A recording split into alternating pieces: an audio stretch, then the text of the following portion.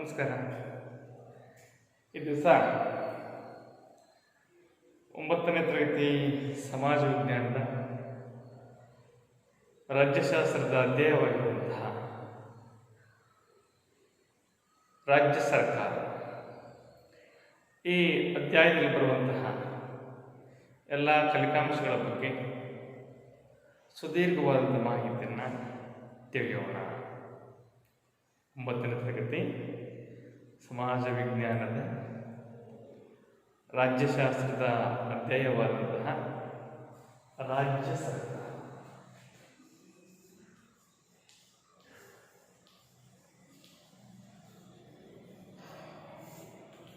ಈ ಅಧ್ಯಾಯದಲ್ಲಿ ಬರುವಂತಹ ಫಲಿತಾಂಶಗಳ ಬಗ್ಗೆ ಸುದೀರ್ಘವಾದಂತಹ ಸಮಯದಲ್ಲಿ ತಿಳಿಯೋಣ. ಈಗಾಗಲೇ ಭಾರತ ಒಂದು ಒಕ್ಕೂಟ ದೇಶ, ಭಾರತ ಒಕ್ಕೂಟ ದೇಶ ಅನ್ನುವಂತಹ ಅಂಶ ಎಲ್ಲರಿಗೂ ಕೂಡ ತಿಳಿದಿರತಕ್ಕಂತಹ ಬಹಳ ಪ್ರಮುಖವಾದಂತಹ ವಿಷಯವಾಗಿದೆ. ಒಟ್ಟು ನಮ್ಮ ಭಾರತದ ಒಕ್ಕೂಟದಲ್ಲಿ 29 ರಾಜ್ಯಗಳು ಪ್ರಸ್ತುತವಾಗಿವೆ. ಇವತ್ತಿನ ದಿನಮಾನಗಳಲ್ಲಿ ಪ್ರಸ್ತುತವಾಗಿ 29 ರಾಜ್ಯಗಳು, 8 ಕೇಂದ್ರಾಡಳಿತ ಪ್ರದೇಶಗಳು ಇರ್ತಕ್ಕಂಥದ್ದನ್ನು ನಾವು ನೋಡ್ತಾ ಇದ್ದೇವೆ. ಆ 29 ರಾಜ್ಯದಲ್ಲಿ ನಮ್ಮ ಕರ್ನಾಟಕ ರಾಜ್ಯವು ಕೂಡ ಒಂದು. 29 ರಾಜ್ಯಗಳಲ್ಲಿ ಕರ್ನಾಟಕವು ಕೂಡ ಒಂದು. ಈ ಕರ್ನಾಟಕದಲ್ಲಿ ಯಾವ ರೀತಿಯಾಗಿ ರಾಜ್ಯ ಸರ್ಕಾರ ರಚನೆ ಆಗುತ್ತದೆ, ಆ ರಾಜ್ಯ ಸರ್ಕಾರದಲ್ಲಿ ಬರುವಂತಹ ಶಾಸಕಾಂಗ ಹೇಗೆ ರಚನೆ ಆಗುತ್ತದೆ, ಕಾರ್ಯಾಂಗ ಹೇಗೆ ರಚನೆ ಆಗುತ್ತದೆ, ಆ ಶಾಸಕಾಂಗ ಮತ್ತು ಕಾರ್ಯಾಂಗದ ಅಧಿಕಾರ ಮತ್ತು ಕರ್ತವ್ಯಗಳೇನು ಅನ್ನುವಂತಹ ಅಂಶವನ್ನು ಈಗ ಈ ಸಂದರ್ಭದಲ್ಲಿ ಸುದೀರ್ಘವಾಗಿ ತಿಳಿಯೋಣ. ಮೊದಲನೇದಾಗಿ ಸರ್ಕಾರ ಅಂತ ತಕ್ಷಣವೇ ನಮ್ಮ ಮನಸ್ಸಿನಲ್ಲಿ ಯಾವುದು ನೋಡಬೇಕಾಗಿತ್ತು? 3 ಅಂಗಗಳು. ಸರ್ಕಾರ ಅಂದ ತಕ್ಷಣವೇ 3 ಅಂಗಗಳನ್ನು ನಾವು ನೆನಪಿಸ್ಕೊಳ್ಬೇಕಾಗಿತ್ತು. ಯಾವುದಾದ್ರು ಒಂದು ಶಾಸಕಾಂಗ,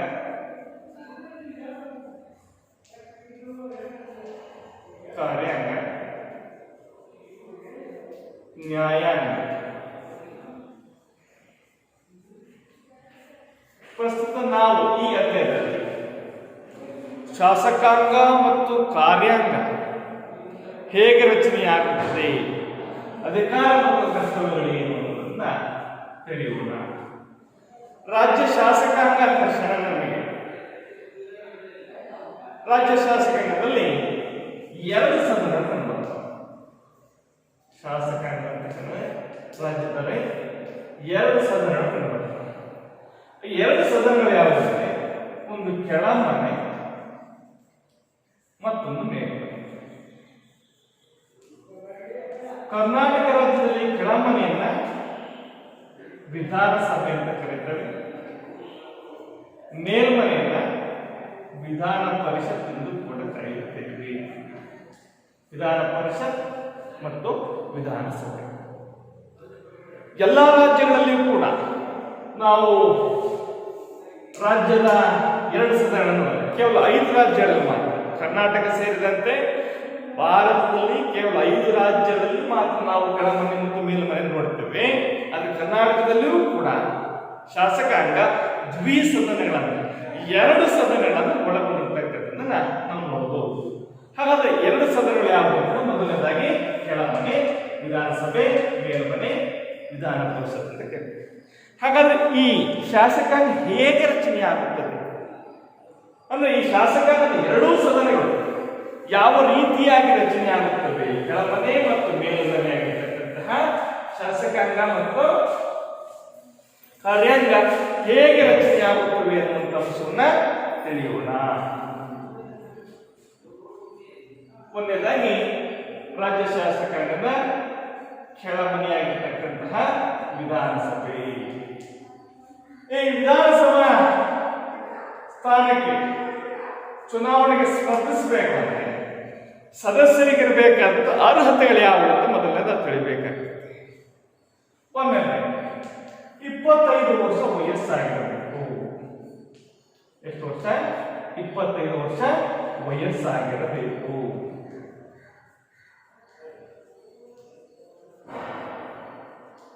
ಎರಡನೇದಾಗಿ ಭಾರತೀಯ ಪ್ರಜೆಯಾಗಿರಬೇಕು. ಭಾರತೀಯ ಪ್ರಜೆಯಾಗಿರಬೇಕು. ಮೂರನೇದಾಗಿ ಲಾಭದಾಯಕ ಹುದ್ದೆಯನ್ನು ಹೊಂದಿರಬಾರದು. ಲಾಭದಾಯಕ ಹುದ್ದೆಯನ್ನ ಹೊಂದಿರಬಾರದು. ಯಾವುದೇ ರೀತಿಯ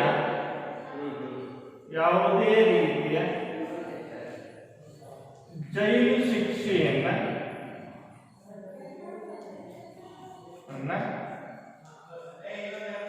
ಅನುಭವಿಸಿರಬಾರದು. ಈ ಎಲ್ಲಾ ಅರ್ಹತೆಗಳನ್ನ ಹೊಂದಿರುವಂತಹ ವ್ಯಕ್ತಿ ರಾಜ್ಯ ವಿಧಾನಸಭಾ ಚುನಾವಣೆಗೆ ಸ್ಪರ್ಧಿಸಲಿಕ್ಕೆ ಅವಕಾಶವಿದೆ. ಇದು ಮೊದಲನೇ ಹಂತ. ರಾಜ್ಯ ಶಾಸಕಾಂಗದ ಕೆಳಮನೆಯಾಗಿರುವಂತಹ ವಿಧಾನಸಭೆಯ ರಚನೆ ಹೇಗೆ ಆಗುತ್ತೆ ಅಂತ ಹೇಳಿದ್ರೆ, ಆ ವಿಧಾನಸಭೆ ರಚನೆ ಬಗ್ಗೆ ತಿಳಿತಾ ಇದ್ದೀವಿ ನಾವೀಗ.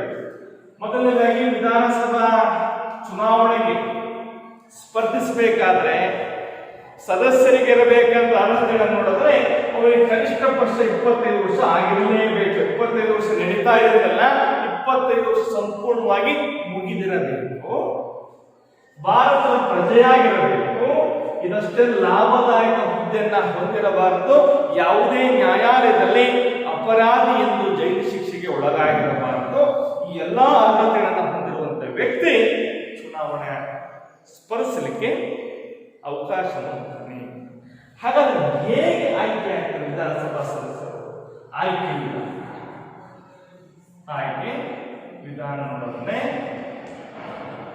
ವಯಸ್ಕ ಮತದಾನ ಪದ್ಧತಿಯ ಆಧಾರದ ಮೇಲೆ, ವಯಸ್ಕ ಮತದಾನ ಪದ್ಧತಿ ಆಧಾರದ ಮೇಲೆ ವಿಧಾನಸಭಾ ಸದಸ್ಯರ ಆಯ್ಕೆ. ಹಾಗಾದ್ರೆ ವಯಸ್ಕ ಮತದಾನ ಪದ್ಧತಿ ಅಂದ್ರೆ ಏನು? ವಯಸ್ಕ ಮತದಾನ ಪದ್ಧತಿ ಅಂದ್ರೆ 18 ವರ್ಷ ತುಂಬಿದ ಸ್ತ್ರೀ ಪುರುಷರೆಲ್ಲರೂ ಕೂಡ ಮತದಾನ ಮಾಡುವುದನ್ನು ನಾವು ವಯಸ್ಕ ಮತದಾನ ಅಂತ ಕರಿತೀವಿ. ಈ ರೀತಿ ಕರ್ನಾಟಕದ ವಿಧಾನಸಭೆಗೆ ಸ್ಪರ್ಧಿಸುವಂತಹ ವ್ಯಕ್ತಿಗಳನ್ನ, ಸದಸ್ಯರನ್ನ ನಾವು 18 ವರ್ಷ ತುಂಬಿದ ಎಲ್ಲಾ ಸ್ತ್ರೀ ಪುರುಷರು ಮತದಾನ ಮಾಡುವುದರ ಮೂಲಕವಾಗಿ ಏನ್ ಮಾಡ್ತೀವಿ? ವಿಧಾನಸಭಾ ಸದಸ್ಯರನ್ನ ಆಯ್ಕೆ ಮಾಡ್ತೀವಿ. ಹಾಗಾಗಿ ಆಯ್ಕೆಯಾದ ನಂತರ ವಿಧಾನಸಭಾ ಸದಸ್ಯರ ಅಧಿಕಾರಾವಧಿ ಎಷ್ಟು? ಅಧಿಕಾರಾವಧಿ ನೋಡಿದ್ರೆ 5 ವರ್ಷಗಳು.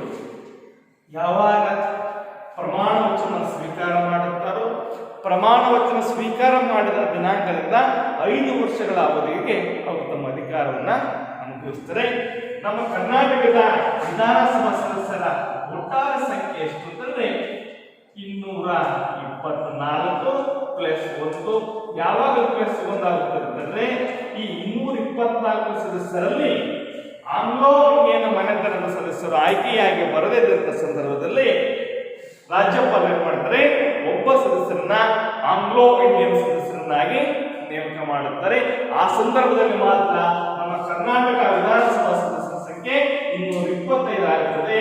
ಯಕಶ್ಚಿತ್ತಾಗಿ 224 ಸದಸ್ಯರಲ್ಲಿ ಆಂಗ್ಲೋ ಇಂಡಿಯನ್ ಮನೆತನದ ಒಬ್ಬ ಸದಸ್ಯರು ಆಯ್ಕೆಯಾಗಿ ಬಂದಾಗ ಕರ್ನಾಟಕ ವಿಧಾನಸಭಾ ಸದಸ್ಯರ ಸಂಖ್ಯೆ 224 ಆಗುತ್ತದೆ.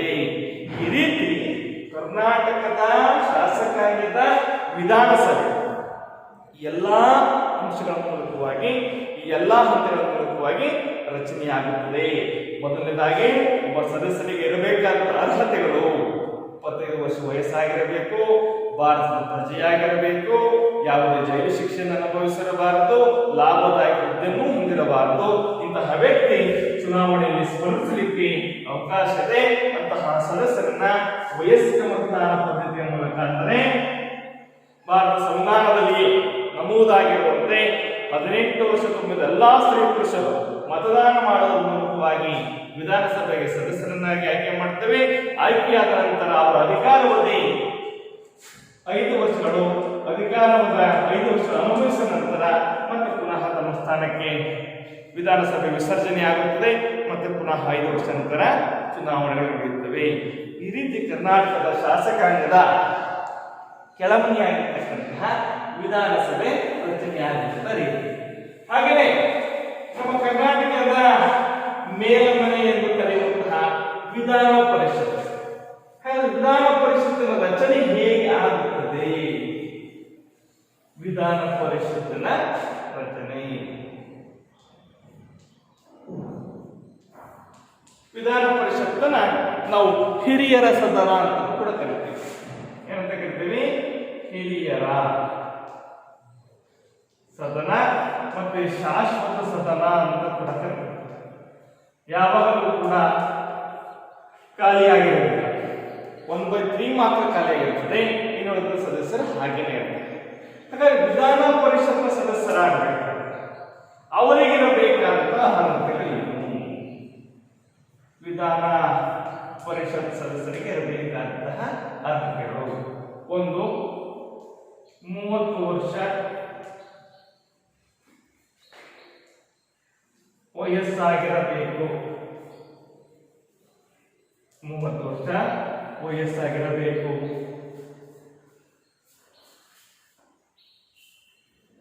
2, ಭಾರತದ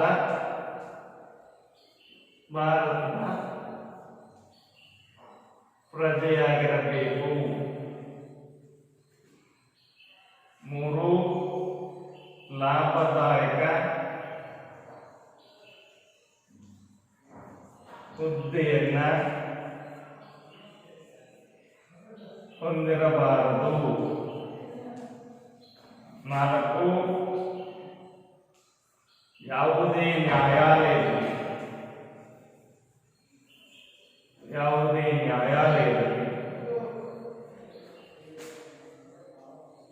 ಅಪರಾಧಿ ಎಂದು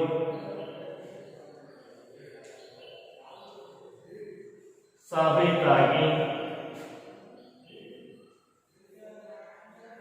ಜೈಲು ಶಿಕ್ಷೆ ಅನುಭವಿಸಿರಬಾರದು. ಈ ಎಲ್ಲಾ ಅರ್ಹತೆಗಳನ್ನು ಹೊಂದಿರತಕ್ಕಂಥ ವ್ಯಕ್ತಿ ವಿಧಾನ ಪರಿಷತ್ ಸ್ಥಾನಕ್ಕೆ ಸ್ಪರ್ಧಿಸಲು ಅವಕಾಶ ಇದೆ. ಎಷ್ಟು ವಯಸ್ಸಾಗಿರಲೇಬೇಕು? 30 ವರ್ಷ ವಯಸ್ಸಾಗಿರಲೇಬೇಕು. ಭಾರತದ ಪ್ರಜೆಯಾಗಿರಬೇಕು. ಲಾಭದಾಯಕ ಹುದ್ದೆಯನ್ನು ಹೊಂದಿರಬಾರದು. ಯಾವುದೇ ರೀತಿಯ ನ್ಯಾಯಾಲಯದಿಂದ ಶಿಕ್ಷೆಯನ್ನ ಹೊಂದಿರಬಾರದು.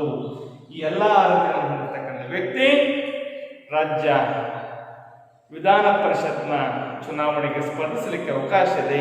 ರಾಜ್ಯ ವಿಧಾನ ಪರಿಷತ್ತನ್ನು ನಾವು ಏನಂತ ಕರಿತೀವಿ? ಹಿರಿಯರ ಸದನ, ಶಾಶ್ವತ ಸದನ ಅಂತ ಕರಿತೀವಿ.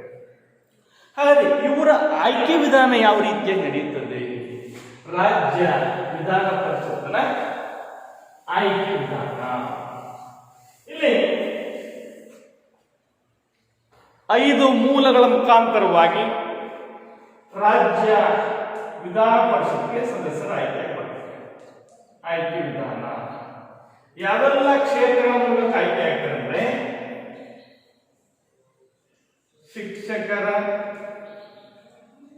ಕ್ಷೇತ್ರದಿಂದ, ಪದವೀಧರ ಕ್ಷೇತ್ರದಿಂದ, ಸ್ಥಳೀಯ ಸಂಸ್ಥೆಗಳಿಂದ, ವಿಧಾನಸಭಾ ಸದಸ್ಯರಿಂದ, ನಾಮನಿರ್ದೇಶನದ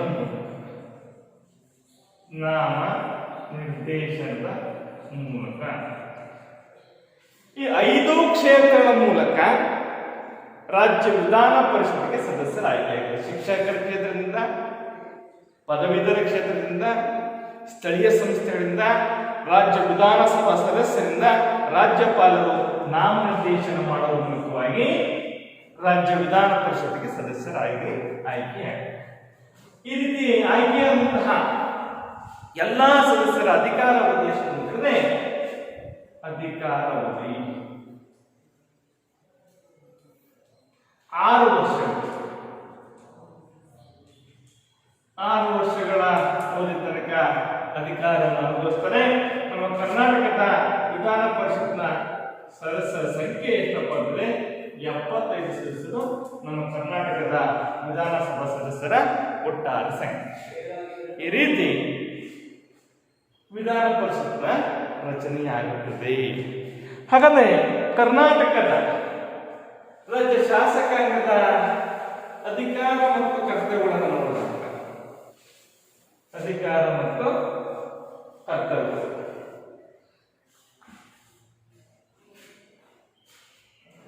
ರಾಜ್ಯ ಶಾಸಕಾಂಗದ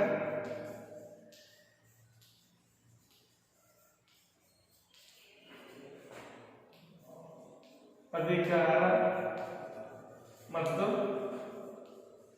ಕಾರ್ಯಗಳು. ಒಂದನೇದಾಗಿ ಶಾಸನೀಯ ಅಧಿಕಾರ,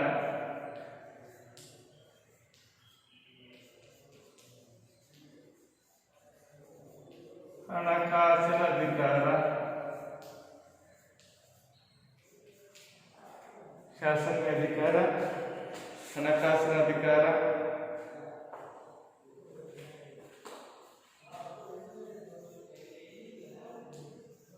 ಕಾರ್ಯಾಂಗದ ಮೇಲೆ ನಿಯಂತ್ರಣ,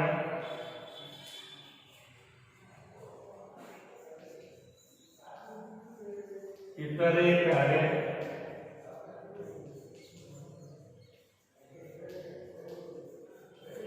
ಚುನಾವಣೆ,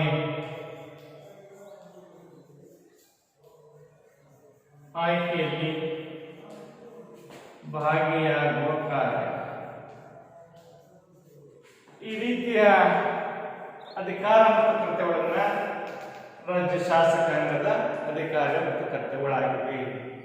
ಶಾಸನೀಯ ಅಧಿಕಾರ ಅಂದರೆ ಒಂದು ರಾಜ್ಯಕ್ಕೆ ಬೇಕಾದಂತಹ ರಾಜ್ಯ ಪಟ್ಟಿಯಲ್ಲಿರುವಂತಹ ಸಮವರ್ತಿ ಪಟ್ಟಿಯಲ್ಲಿರುವಂತಹ ವಿಷಯಗಳ ಮೇಲೆ ಕಾನೂನನ್ನ ಮಾಡುವಂತಹ, ಮಸೂದೆಗಳನ್ನು ಮಂಡನೆ ಮಾಡಿ ಶಾಸನಗಳನ್ನು ಕಾರ್ಯರೂಪಕ್ಕೆ ಸಿದ್ಧಪಡಿಸುವಂತಹ ಕಾರ್ಯವನ್ನು ರಾಜ್ಯ ಶಾಸಕಾಂಗ ಶಾಸನೀಯ ಅಧಿಕಾರದ ಅಡಿಯಲ್ಲಿ ಮಾಡುತ್ತದೆ.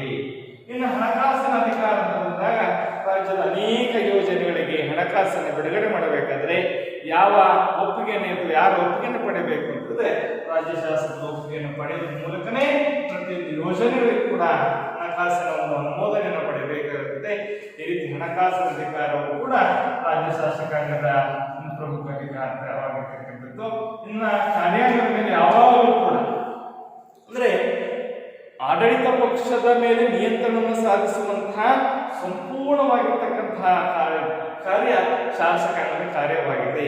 ಈಗೇನಾದರೂ ಆಡಳಿತ ಪಕ್ಷ ಸರಿಯಾದಂತಹ ಮಾರ್ಗದಲ್ಲಿ ಸರಿಯಾದಂತಹ ರೀತಿಯಲ್ಲಿ ಆಡಳಿತ ನಡೆಸದಂತಹ ಸಂದರ್ಭದಲ್ಲಿ ಕಾರ್ಯಾಂಗದ ಮೇಲೆ ಸಂಪೂರ್ಣವಾದಂತಹ ನಿಯಂತ್ರಣವನ್ನು ಸಾಧಿಸುವಂತಹ ಅಧಿಕಾರ ರಾಜ್ಯ ಶಾಸಕಾಂಗಕ್ಕೆ ಸಂಪೂರ್ಣವಾಗಿದೆ.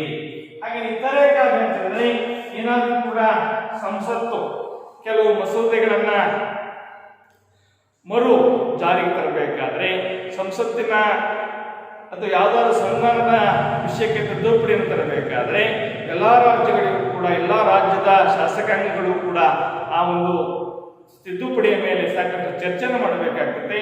ಅಂತಹ ಸಂದರ್ಭದಲ್ಲಿ ಆ ಚರ್ಚೆಯನ್ನು ಮಾಡುವಂತಹ ಕಾರ್ಯವನ್ನು ಕೂಡ ರಾಜ್ಯ ಶಾಸಕಾಂಗ ಇತರೆ ಕಾರ್ಯದಲ್ಲಿ ನಾವು ನೋಡ್ತೇವೆ.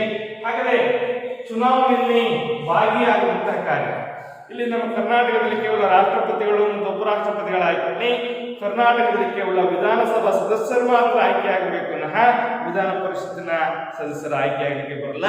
ಕಾರಣ ಎಷ್ಟೇ, ಎಲ್ಲಾ ರಾಜ್ಯಗಳಲ್ಲೂ ಕೂಡ ವಿಧಾನ ಪರಿಷತ್ ಅಸ್ತಿತ್ವದಲ್ಲಿಲ್ಲ. ಹಾಗಾಗಿ ರಾಷ್ಟ್ರಪತಿಗಳ ಮತ್ತು ಉಪರಾಷ್ಟ್ರಪತಿಗಳ ಆಯ್ಕೆಯಲ್ಲಿ ಕೇವಲ ಕರ್ನಾಟಕದ ವಿಧಾನಸಭೆಯ ಸದಸ್ಯರು ಮಾತ್ರ ಆಯ್ಕೆಯಾಗ್ತಾರೆ. ಈ ರೀತಿ ಚುನಾವಣೆಯಲ್ಲಿ ಭಾಗಿಯಾಗುವಂತಹ ಕಾರ್ಯವು ಕೂಡ ಶಾಸಕಾಂಗದ ಪ್ರಮುಖ ಅಧಿಕಾರ ಮತ್ತು ಕಾರ್ಯವಾಗಿದೆ. ಇವೆಲ್ಲವೂ ಕೂಡ ಕರ್ನಾಟಕದ ಶಾಸಕಾಂಗದ ಅಧಿಕಾರ ಮತ್ತು ಕರ್ತವ್ಯಗಳು. ಇದಿಷ್ಟು ರಾಜ್ಯ ಶಾಸಕಾಂಗಕ್ಕೆ ಸಂಬಂಧಪಟ್ಟಂತಹ ವಿಷಯ. ಹಾಗೆ ಇನ್ನೂ ಬಹಳ ಪ್ರಮುಖವಾಗಿರ್ತಕ್ಕಂಥ ಅಂತಂದ್ರೆ ಕಾರ್ಯಾಂಗ, ರಾಜ್ಯ ಕಾರ್ಯಾಂಗ. ರಾಜ್ಯ ಕಾರ್ಯಾಂಗ ಅಂದ ತಕ್ಷಣ ನಮಗೆ ನೆನಪು ಬರಬೇಕು, ರಾಜ್ಯ ಕಾರ್ಯಾಂಗದಲ್ಲಿ ಯಾರ್ಯಾರು ಇರ್ತದೆ. ರಾಜ್ಯ ಕಾರ್ಯಾಂಗ ಅಂದ ತಕ್ಷಣ ರಾಜ್ಯಪಾಲರು, ಮುಖ್ಯಮಂತ್ರಿ ಮತ್ತು ಮಂತ್ರಿಮಂಡಲ. ಇದಿಷ್ಟು ರಾಜ್ಯ ಕಾರ್ಯಾಂಗದಲ್ಲಿ ಬರ್ತಕ್ಕಂತಹ ಪ್ರಮುಖವಾದಂತಹ ವಿಷಯ. ಈ ರಾಜ್ಯ ಕಾರ್ಯಾಂಗ ತಕ್ಷಣ ಮೊದಲನೇದಾಗಿ ನಾವು ರಾಜ್ಯಪಾಲರ ಬಗ್ಗೆ ನೋಡಬೇಕು. ರಾಜ್ಯಪಾಲರ ಆಯ್ಕೆ ವಿಧಾನ ಹೇಗೆ, ರಾಜ್ಯಪಾಲರ ಸ್ಪರ್ಧೆಗೆ ಸ್ಪರ್ಧಿಸಬೇಕಾದ್ರೆ ಯಾವೆಲ್ಲ ಅರ್ಹತೆಗಳಿರಬೇಕು, ರಾಜ್ಯಪಾಲರಿಗೆ ಇರಬೇಕಂತ ಅರ್ಹತೆ.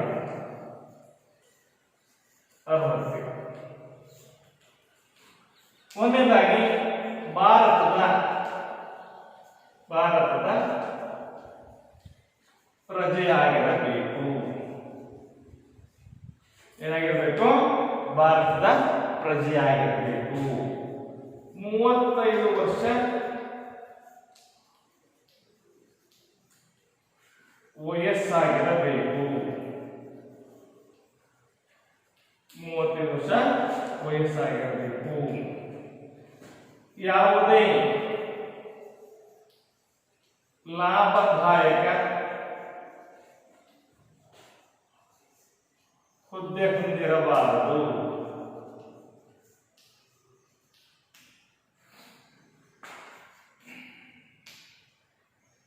ಇನ್ನ ಯಾವುದೇ ಜೈಲುವಾಸ ಅನುಭವಿಸಿರಬಾರದು.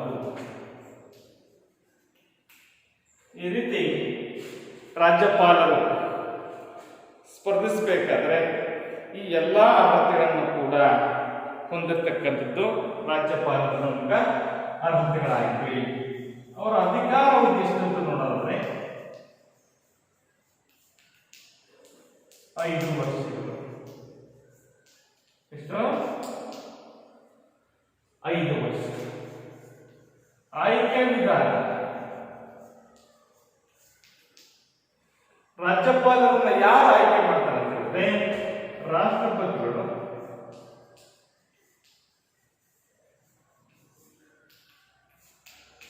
ರಾಜ್ಯಪಾಲರನ್ನ ಆಯ್ಕೆ ಮಾಡ್ತಾರೆ. ಈ ಎಲ್ಲಾ ರೀತಿಯ ಅರ್ಹತೆಗಳು, ಅಧಿಕಾರಾವಧಿ, ಆಯ್ಕೆ ವಿಧಾನ ರಾಜ್ಯಪಾಲರ ಬಗ್ಗೆ ಇರುವಂತಹ ವಿಷಯ. ಹಾಗಾದ್ರೆ ರಾಜ್ಯಪಾಲರ ಅಧಿಕಾರ ಮತ್ತು ಕರ್ತವ್ಯಗಳು ಯಾವುವು? ರಾಜ್ಯಪಾಲರ ಅಧಿಕಾರ ಮತ್ತು ಕರ್ತವ್ಯ.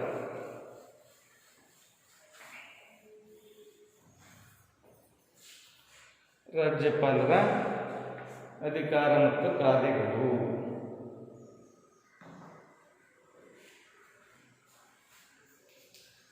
ಕಾರ್ಯಾಂಗೀಯ ಅಧಿಕಾರ,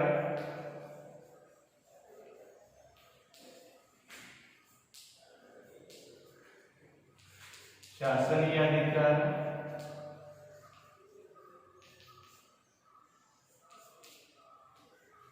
ನ್ಯಾಯಾಂಗೀಯ ಅಧಿಕಾರ, ಹಣಕಾಸಿನ ಅಧಿಕಾರ,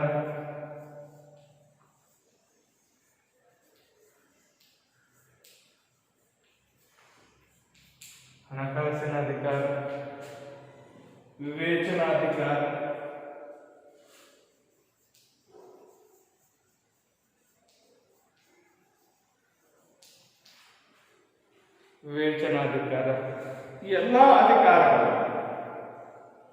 ರಾಜ್ಯಪಾಲರ ಬಹಳ ಪ್ರಮುಖವಾಗಿರುವಂತಹ ಅಧಿಕಾರ ಮತ್ತು ಕರ್ತವ್ಯಗಳಾಗಿವೆ. ಕಾರ್ಯಾಂಗೀಯ ಅಧಿಕಾರ ಅನೇಕ ಇಲಾಖೆ ಬರ್ತವೆ. ಕಂದಾಯ ಇಲಾಖೆ ಇರ್ಬೋದು, ಶಿಕ್ಷಣ ಇಲಾಖೆ ಇರ್ಬೋದು, ನೀರಾವರಿ ಇಲಾಖೆ ಇರ್ಬೋದು. ಈ ರೀತಿ ಎಲ್ಲಾ ಇಲಾಖೆಗಳು ಜೊತೆಗೆ ಲೋಕಸೇವಾ ಆಯೋಗ ಇರಬಹುದು. ಆ ಎಲ್ಲಾ ಇಲಾಖೆಗಳಿಗೂ ಬೇಕಾದಂತ ವಿಶ್ವವಿದ್ಯಾನಿಲಯಗಳ ಕುಲಪತಿಗಳನ್ನು ನೇಮಕ ಮಾಡುವಂತಹ ಎಲ್ಲಾ ಇಲಾಖೆಗಳಿಗೂ ಬೇಕಾದ ಮುಖ್ಯಸ್ಥರನ್ನು ನೇಮಕ ಮಾಡುವಂತಹ ಅಧಿಕಾರ ರಾಜ್ಯಪಾಲರ ಕಾರ್ಯಾಂಗೀಯ ಅಧಿಕಾರದಲ್ಲಿ ನಾವು ನೋಡಬಹುದಾಗಿದೆ. ರಾಜ್ಯಪಾಲರ ಕಾರ್ಯಾಂಗೀಯ ಅಧಿಕಾರದಿಂದ ಎಲ್ಲಾ ಇಲಾಖೆಗಳಿಗೂ ಕೂಡ ಬೇಕಾದಂತಹ ಮುಖ್ಯಸ್ಥರನ್ನ ನೇಮಕ ಮಾಡುವಂತ ಅಧಿಕಾರವೇ ರಾಜ್ಯಪಾಲರ ಕಾರ್ಯಾಂಗ ಅಧಿಕಾರದಲ್ಲಿ ನಾವು ನೋಡಬಹುದಾಗಿದೆ. ಅದರಲ್ಲಿ ಶಾಸನೀಯ ಅಧಿಕಾರ ಅಂದ್ರೆ ವಿಧಾನ ಪರಿಷತ್ ಮತ್ತು ವಿಧಾನಸಭೆಯ ಕಲಾಪವನ್ನ ಕರೆಯುವ, ವಿಶೇಷ ಅಧಿವೇಶನವನ್ನು ಕರೆಯುವ, ಮುಂದೂಡುವಂತಹ ಸಂಪೂರ್ಣವಾದಂತಹ ಅಧಿಕಾರವನ್ನ ರಾಜ್ಯಪಾಲರ ಶಾಸನೀಯ ಅಧಿಕಾರದಲ್ಲಿ ನಾವು ನೋಡಬಹುದು. ನ್ಯಾಯಾಂಗ ಅಧಿಕಾರ ಅಂದರೆ ಒಬ್ಬ ವ್ಯಕ್ತಿಗೆ ನ್ಯಾಯಾಲಯದ ಶಿಕ್ಷೆ ವಿಪರೀತವಾಗಿರುವಂತಹ ಸಂದರ್ಭದಲ್ಲಿ ಆ ವ್ಯಕ್ತಿಗೆ ಕ್ಷಮಾದಾನವನ್ನು ನೀಡುವಂತಹ ಅಧಿಕಾರ. ಮತ್ತೆ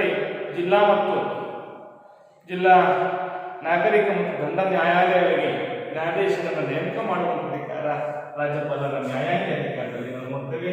ಹಣಕಾಸಿನ ಅಧಿಕಾರ ಅಂತ ಬಂದ ತಕ್ಷಣವೇ ರಾಜ್ಯದ ಯಾವುದೇ ಯೋಜನೆಗಳಿಗೂ ಕೂಡ ಹಣ ಬಿಡುಗಡೆ ಆಗಬೇಕು ಅಂದ್ರೆ ಅದಕ್ಕೆ ಯಾರ ಅಂಕಿತ ಆಗಬೇಕು ಅಂತಂದ್ರೆ ರಾಜ್ಯಪಾಲರ ಅಂಕಿತ ಆಗಲೇಬೇಕು.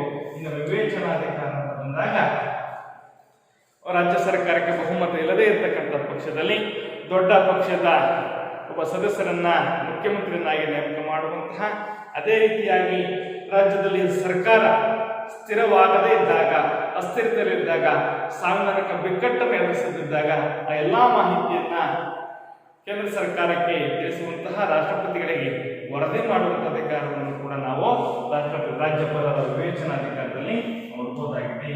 ಈ ರೀತಿ ಎಲ್ಲಾ ಅಧಿಕಾರ ಮತ್ತು ಕಾರ್ಯಗಳು ಕೂಡ ರಾಜ್ಯಪಾಲರ ಅಧಿಕಾರ ಮತ್ತು ಕಾರ್ಯಗಳಾಗಿವೆ. ಇದು ಕಾರ್ಯಾಂಗೀಯ ಅಧಿಕಾರ, ಶಾಸನೀಯ ಅಧಿಕಾರ, ನ್ಯಾಯಾಂಗೀಯ ಅಧಿಕಾರ, ಹಣಕಾಸಿನ ಅಧಿಕಾರ ಮತ್ತೆ ವಿವೇಚನಾಧಿಕಾರ. ಈ ಎಲ್ಲ ಅಧಿಕಾರ ಕಾರ್ಯಗಳು ರಾಜ್ಯಪಾಲರ ಅಧಿಕಾರ ಮತ್ತು ಕಾರ್ಯಗಳಾಗಿವೆ. ಹಾಗೆ ಕಾರ್ಯಾಂಗ ಅಂದರೆ ರಾಜ್ಯಪಾಲರಿಂದ ಬರ್ತಕ್ಕಂಥವರು ಮುಖ್ಯಮಂತ್ರಿ ಮತ್ತು ಮಂತ್ರಿಮಂಡಲ. ಮುಖ್ಯಮಂತ್ರಿ ಮತ್ತು ಮಂತ್ರಿಮಂಡಲ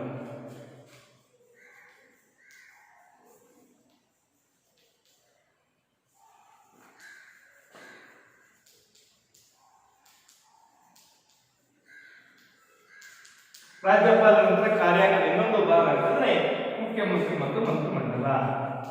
ಯಾರು ಮುಖ್ಯಮಂತ್ರಿ ಅಂತಂದ್ರೆ ಬಹುಮತ ಪಡೆದಂತಹ ಪಕ್ಷ ಒಬ್ಬ ನಾಯಕನನ್ನಾಗಿ ಆಯ್ಕೆ ಮಾಡಿಕೊಳ್ತಾರೆ.